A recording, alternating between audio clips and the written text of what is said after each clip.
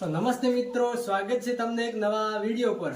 આ વિડીયોમાં તમને બતાવીશ કે એક દાદીમાં 30 વર્ષ સુધી મોઢે નતા બોલ્યા અને 22 જાન્યુઆરીના તે રામ મંદિરના ઉદ્ઘાટનના દિવસે મોઢે બોલશે।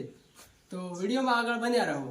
અને તેમણે 6 ડિસેમ્બર અને 1992ની સાલમાં તેમણે આ વ્રત રાખ્યું હતું। ત્યારથી તે આજ સુધી મોઢે નથી બોલ્યા, પરંતુ હવે 22 તારીખના રોજ તે મોઢે બોલશે અને તેમની ઉંમર લગભગ 85 વર્ષ છે। ત્યારથી આ 30 વર્ષ પહેલાથી આ વ્રત તેમણે ચાલુ કર્યું હતું અને તે નાનપણથી રામ ભક્ત હતા। તે ડાયરીમાં લખતા હતા રામ રામ, અને તે 22 જાન્યુઆરીના રોજ બોલશે કે જય શ્રી રામ પહેલો શબ્દ બોલશે 30 વર્ષ પછી। અને અત્યારે તે રામ મંદિર માટે ઘરથી રામ મંદિર જવા માટે નીકળી ચૂક્યા છે। અને આ દાદીમાં છે ધનબાદ ઝારખંડના, અને તે અત્યારે અયોધ્યા માટે નીકળી ગયા છે।